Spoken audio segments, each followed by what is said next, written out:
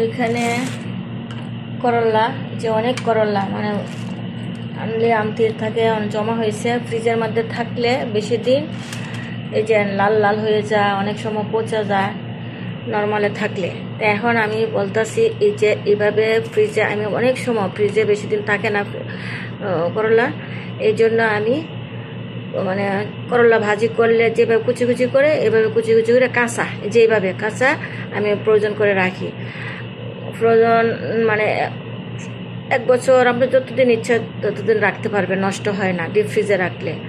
হ্যাঁ, তো এখন আমি করলা এমনি কুচি কুচি করে তারপরে রান্নার জন্য যেভাবে করা লাগে সেভাবে রান্না করার জন্য সাইজ করে কাটতে তখন আমি ডিপ ফ্রিজে রেখে দিই। যখন দরকার তখন বাইর করে নিয়ে আসি, কিন্তু সিদ্ধ দিতে হবে না, এমনি কাঁচা দিয়ে আমার ফ্রিজের এমন নষ্ট হয়ে যায়। অনেকটি করলা, ঈদ আসতেছে, কে অতটা খাইব, ডিপ ফ্রিজে সংরক্ষণ করে রেখে দেব।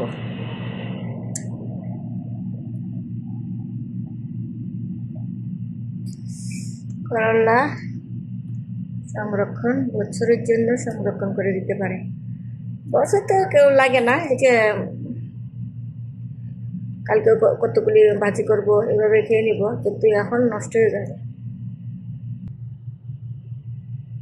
যে এটা হলো তরকারি রান্নার জন্য। তরকারি রান্না করলে তো এইভাবে মানে সাইজ করে কাটতে হয়, তো সেইভাবে কাটতে এটা মানে কোনো সিদ্ধ দিতে হবে না, কিছু না, এইভাবে আপনি কৌটার ভিতরে রেখে দিতে পারবেন। ওই যে পলিথিনের ভিতরে জিপলক ব্যাগ আছে না, ওই ব্যাগ দিয়ে ব্যাগের ভিতরে মানে ধুয়ে দিবেন ডিপ ফ্রিজে। এটা হলো তরকারির জন্য। এই যে আমি কৌটার ভিতরে রেখে দিচ্ছি, এভাবে ডিপ ফ্রিজে রেখে দিব।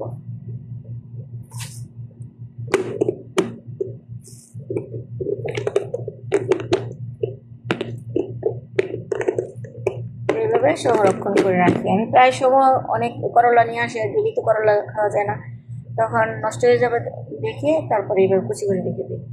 ভাজি ভাজি যেভাবে করে সেইভাবে কুচি করে রেখে দিব একটা।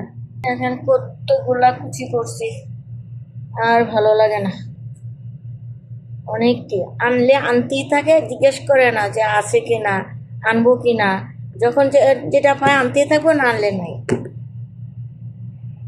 করলা গিয়ে সবসময় খাওয়া যায়? কতগুলা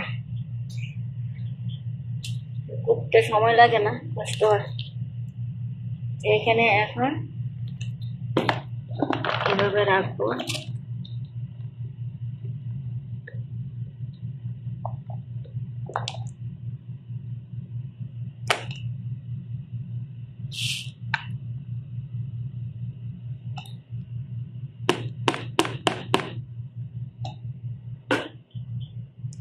এইভাবে ডিপ ফ্রিজে রেখে দিবেন, অনেক দিন সংরক্ষণ করে রাখতে পারবেন।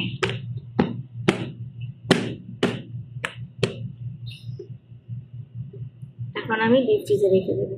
এই যে ডিপ ফ্রিজে আরো আছে, এখানে কচু আছে।